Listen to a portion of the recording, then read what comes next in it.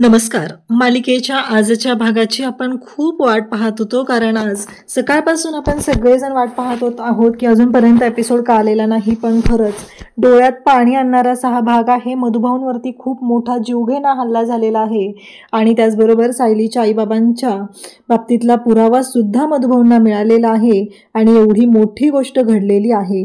खरं तर डोळ्यात पाणी येते, म्हणजे सांगायला सुद्धा कसं तरी होत आहे. मला हा एपिसोड बघताना मला रडू आलेलं होतं, कारण मधुभाऊंच्या पोटात ज्या पद्धतीने चाकू खुपसलेला आहे त्या नागराजने, राक्षसाने, आणि आता मधुभाऊंना हॉस्पिटलमध्ये ॲडमिट केलेलं आहे. सायली आणि अर्जुन दोघंही आता महिपतकडे आलेले आहेत, कारण महिपतनेच हे केलेलं आहे असं सायली आणि अर्जुनला वाटत आहे. म्हणून ते दोघं जण आता इकडे महिपतकडे येऊन त्याला जाब विचारू लागलेले आहेत की का मधुभाऊ नव्याने आयुष्य सुरू करत होते, तू का केलंस असं, असा जाब इकडे विचारला जात आहे. सायली भयानक अशी चिडलेली आहे, कारण मधुभाऊंच्या बाबतीत जे घडलेलं आहे ते मात्र खूपच विचित्रच आहे. खरं तर मधुभाऊंची अवस्था आता बिकट चाललेली आहे. त्यांच्यावरती डॉक्टर उपचार करत आहेत, ते कोमात गेलेले आहेत आणि सायली पोरकी झालेली आहे. पण त्याचवेळी मरताना मधुभाऊंनी सायलीच्या आईबाबांचं सत्य अद्वैतला सांगितलेलं आहे आणि ते अद्वैतनं अर्जुनला सांगितलंय. हे सगळं कशा पद्धतीनं झालेलं आहे ते आपल्याला आजच्या या व्हिडिओमध्ये पाहायला मिळणार आहे. त्यासाठी हा व्हिडिओ शेवटपर्यंत पहा. त्याचबरोबर चॅनलवरती नवीन असाल तर चॅनलला सबस्क्राईब करा, व्हिडिओला लाईक करा. तर इकडे आता महिपत आणि नागराज बोलत असतात. नागराज म्हणत असतो की महिपत, मला ना कळतच नाहीये की नक्की काय झालेलं आहे. जर त्या वहिनींना सगळं आठवायला लागलं तर काय करायचं, हा मोठा प्रश्न पडलेला आहे. मला कळत नाहीये की ह्या गोष्टी कशा पद्धतीनं बोलायच्या आहेत. आणि त्यासोबतच इकडे नागराज घाबरलेला असतो. तो म्हणत असतो की काहीही झालं तरीही आता मला कळत नाहीये, म्हणून तर मला समजत नाहीये. तेव्हा महिपत म्हणतो की मागच्या वेळेस ती वाचलेली आहे, आता मात्र तिला आपण वाचू द्यायचं नाही, असं यांचं बोलणं दोघांचंही चाललेलं असतं आणि त्या पद्धतीनं ते दोघंही बोलत असतात. इकडे अर्जुन, त्याचबरोबर अद्वैत, सायलीची टीम, अर्जुनची टीम सगळेजण आता सज्ज झालेले आहेत. का तर आता त्यांना पुढं दहीहंडी फोडण्यासाठी जायचं आहे आणि यासाठी त्यांची टीम तयार झालेली असते. आणि त्यासोबतच आता इकडे अद्वैत आणि कलाही छान तयार होऊन आलेली असते, कलाही छान दिसत असते. त्यासोबतच अद्वैत आणि ते दोघंही अर्जुन सायलीकडे पाहत असतात. अर्जुन आणि सायली दोघंही रोमॅन्टिक अशा गप्पा मारत उभे असतात. कला आणि अद्वैतला धक्का बसलेला असतो, ह्या दोघांचं नक्की काय चाललंय. अद्वैत म्हणत असतो की बायको, तू छान दिसलीस ना, मला कळतच नाहीये, काय मला होतंय ना ते कळतच नाहीये, असं अर्जुन बोलत असतो. तेव्हा मात्र सायली म्हणत असते की तुम्ही माझ्याकडे असं बघू नका ना, मला खूप कसं तरी होतं. तेव्हा अर्जुन म्हणतो म्हणजे कसं तरी होतं म्हणजे. तेव्हा सायली सांगते, मी सांगते ना तुम्हाला, तुम्ही असं माझ्याकडे नका बघू, असं सायली त्याला बोलत असते. अर्जुनही तेच बोलत असतो. तेव्हा अर्जुन म्हणत असतो की बायको, खरंच खूप सुंदर दिसतेस ग तू, असं अर्जुन तिला सांगत असतो. त्यासोबतच इकडे अर्जुन तिची नजर काढतो. तेव्हा अर्जुनला सायली म्हणू लागते की हे काय करताय तुम्ही. अर्जुन म्हणतो की अगं नजर काढतोय तुझी. आणि तेव्हा मात्र इकडे सायली म्हणत असते, अहो सगळे लोकांच्या मध्ये कसं वाटतं ते. तेव्हा अर्जुन म्हणतो की त्यात काय एवढं, माझ्या बायकोची आणि 3-3दा लग्न केलंय मी, लायसन आहे, 3-3दा लायसन मिळालंय. तेव्हा सायली म्हणत असते, हो बरोबर आहे, 3-3दा लायसन मिळवलंय तुम्ही, पण एक गोष्ट तुमच्या लक्षात येते का, जरी तुम्ही 3-3 वेळेस लायसन मिळवलेलं असलं तरीही एक गोष्ट विसरून नाही चालत, लायसन असलं गाडी चुकीच्या ट्रॅकवर गेली तर प्रॉब्लेम होतोच, असं सायली इकडे बोलत असते.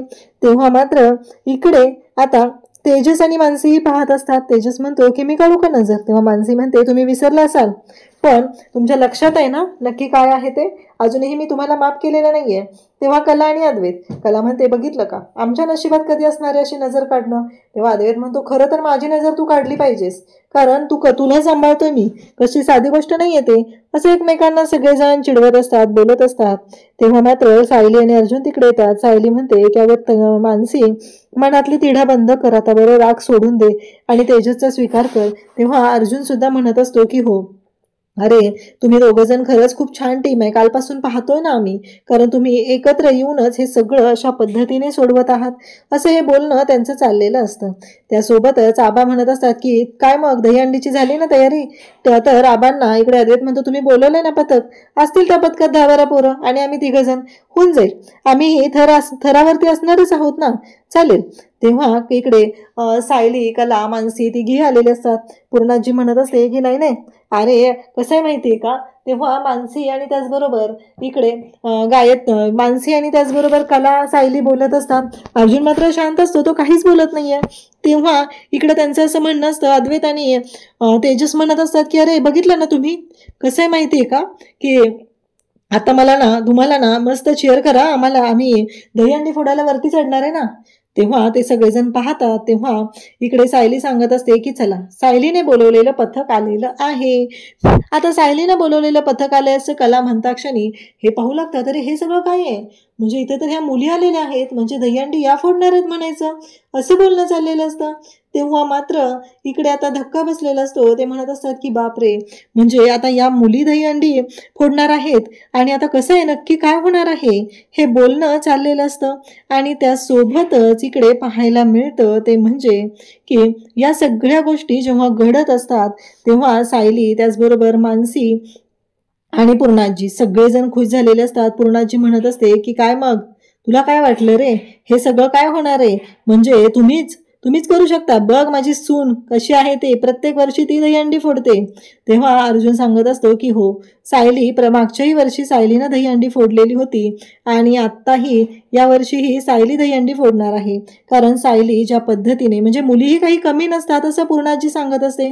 असं कुठं लिहिलेलं आहे की दहीहंडी फक्त पुरुषांनीच फोडली पाहिजेत, मुलांनीच फोडली पाहिजेत, मुलीही तेवढ्याच पुढं आहेत, मुलीही काहीही करू शकतात, असं इकडे पूर्णाजीचं बोलणं असतं. आणि ती इकडे आबांना सांगत असते. तेव्हा मात्र आता कल्पना, प्रताप, अस्मिता सगळेजण या रे, आले आपलं पथक, असं म्हणत आता पूर्णाजी चेअर करत असते. पूर्णाजी सांगत असते, पूर्णाजी म्हणत असते की चला रे, चला चला, आता झालेली आपली तयारी, असं पूर्णाजीचं म्हणणं असतं. तेव्हा कला म्हणत असते की आम्ही पण असणार आहोत ना.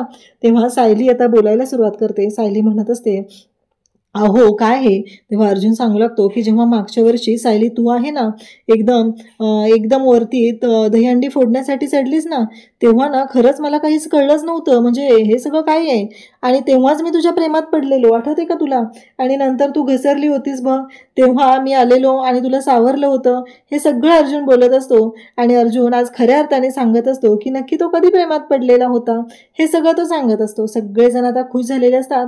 आणि नेमके मधुभाऊ सुद्धा आता इकडे सुभेदारांच्या घरी आलेले असतात आणि ते इथे दहीहंडी फोडण्याचं काम सुरू आहे हे पाहतात आणि मग ते आतमध्ये जाऊ लागतात. मधुभाऊ कुठे मध्ये थांबतच नाहीयेत, मधुभाऊ कोणाला भेटतच नाहीयेत, त्यामुळं कोणाला माहितीच नसतं मधुभाऊ आलेले आहेत. मधुभाऊंना फक्त फोटो शोधायचा असतो, मधुभाऊंना काही करून तो फोटो शोधायचा आहे. आणि त्याचबरोबर मधुभाऊ तो फोटो शोधण्यासाठी धडपडत असतात. मधुभाऊ म्हणत असतात की मला तो फोटो गरजेचा आहे, तो फोटो मिळायलाच हवाय, आणि तो प्रियाच्या रूममध्ये आहे, ही गोष्ट ही मधुभाऊंना माहिती असते. आणि मग मधुभाऊ फोटो शोधण्यासाठी जातात.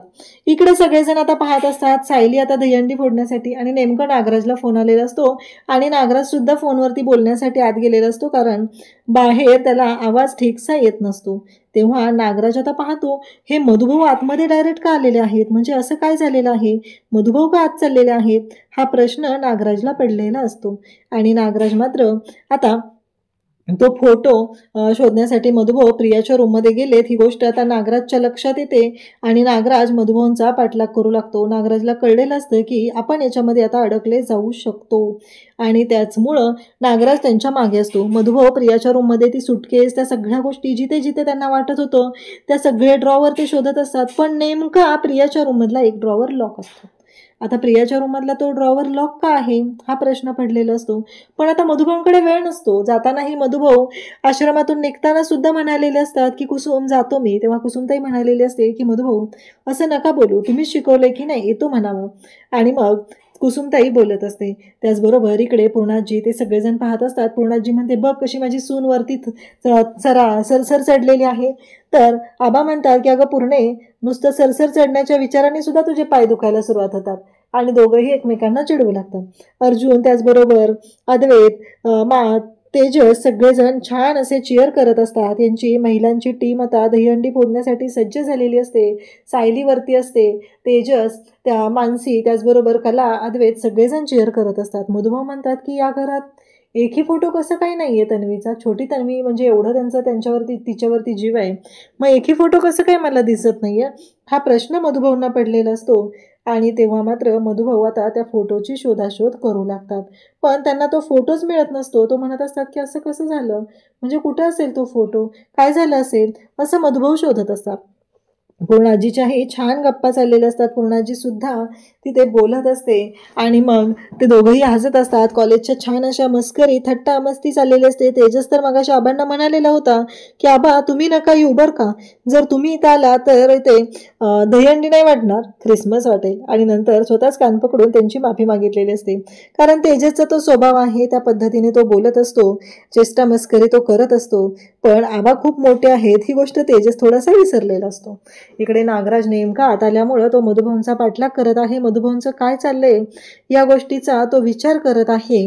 आणि त्याचबरोबर मधुभाऊ म्हणत असतात की काहीच का सापडत नाही. आणि नेमकं मधुभाऊ पूर्णाजीच्या रूममध्ये येतात आणि पूर्णाजीच्या रूममधून ते बाहेर येताना वाऱ्याने पडदा हलतो आणि तो फोटो खाली पडतो. आणि त्या क्षणी मधुभाऊंना कळतं की माझी साऊच तन्वी आहे, म्हणजे प्रियाचं आणखी एक मोठं सत्य. आता काय करू, मला सगळ्यांना सांगितलं पाहिजे, माझी साऊच तन्वी आहे, माझी साऊच तन्वी आहे, असं म्हणत मधुभाऊ जोर जोरात ओरडत असतात. मधुभाऊंना खरं तर आनंदही झालेला असतो. तो फोटो त्यांनी पोटाशी घेतलेला असतो आणि ते पळत चाललेले असतात. आता कधी एकदा सगळ्यांना जाऊन सांगतोय असं त्यांना वाटत असतं. माझ्या जावई बापूंना मी कधी एकदा सांगतोय, घरातील सगळ्यांना कधी सांगतोय. इकडे सगळेजण घरातले दहीहंडी पाहत असतात कारण सायलीवरती असते. इकडे नागराज म्हणत असतो की काय करू आता, आता सगळंच अवघड झालंय, ह्या जर म्हाताऱ्याने जाऊन बाहेर बोंबाबोंब केली तर खूप अवघड होईल, असं नागराजच्या डोक्यात सुरू असतं. आणि मधुभाऊ नेमके हॉलमध्ये येतात आणि नागराज पाठीमागून येतो. तिथंच त्याला टेबलवरती चाकू दिसतो. तो चाकू घेतो आणि हा राक्षसी वृत्तीचा नागराज मधुभाऊंच्या पोटामध्ये चाकू खुपसतो. त्याचबरोबर मधुभाऊंच्या हातात असलेला कल्पना आणि तन्वीचा जो फोटो आहे तो खाली पडतो. नागराज मधुभाऊंना तसाच सोडून तिथून तो फोटो उचलतो आणि जाऊ लागतो. त्याच वेळी अद्वैत तिथं आलेला असतो आणि अद्वैत मधुभाऊंना पाहतो. मधुभाऊ म्हणत असतात की जावई बापू साऊ साऊ असं बोलत असतात. अद्वैतच्या लक्षात येतं की काहीतरी झालेलं आहे. मधुभाऊंना तो सावरत असतो, पण मधुभाऊ एकच बोलत असतात की जावई बापू आणि सायलीचे आईबाबा जिवंत असं बोलत असतात. आणि त्याच वेळी इकडे सगळेजण दहीहंडी पाहण्यामध्ये गुंग झालेले असतात. आणि इकडे मधुभाऊंवरती खूप मोठा हल्ला झालेला आहे. यातून मधुभाऊंना वाचवणं खरं तर खूप अवघड गोष्ट आहे. अद्वैत रक्ताने भरलेल्या माखलेल्या कपड्यांनी बाहेर येतो. अद्वैत त्याला तर एकतर धाप लागलेली असते, तो पॅनिक झालेला असतो, त्याला एक अटॅक आलेला असतो, तर त्याला दम्याचा त्रास आहे, त्यामुळे तो धक्का त्याला सहन होत नसतो, तो तसाच बाहेर आलेला असतो.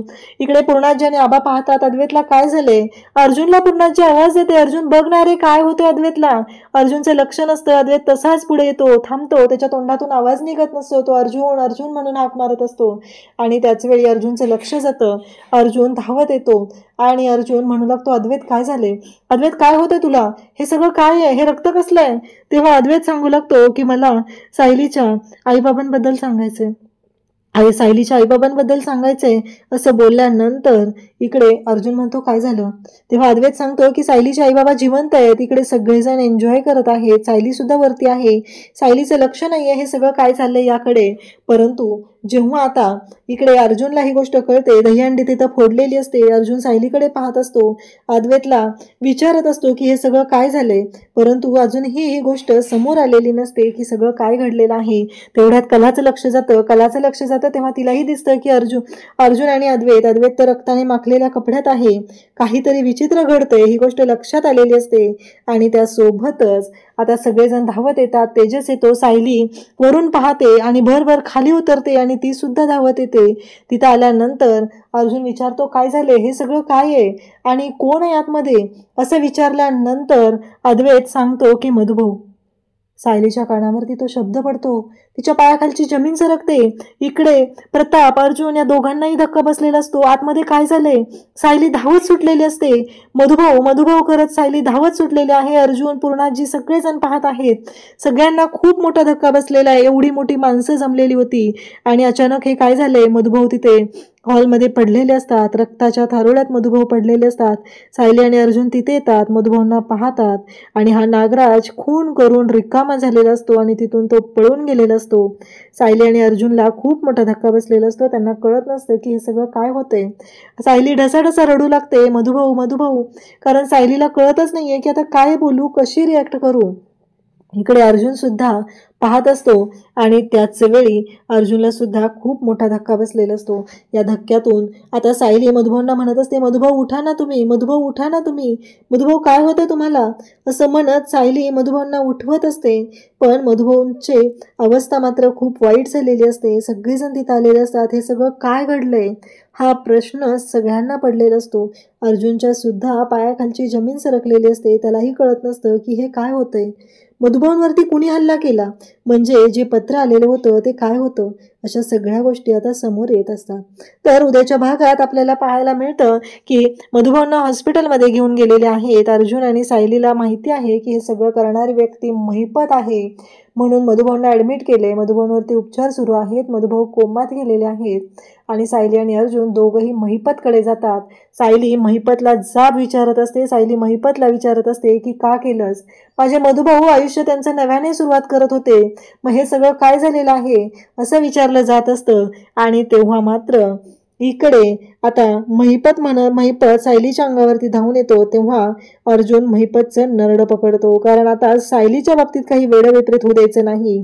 आता महिपतच्या बाबतीत अर्जुन काय निर्णय घेणार हे आपल्याला पुढे पाहायला मिळणार आहे.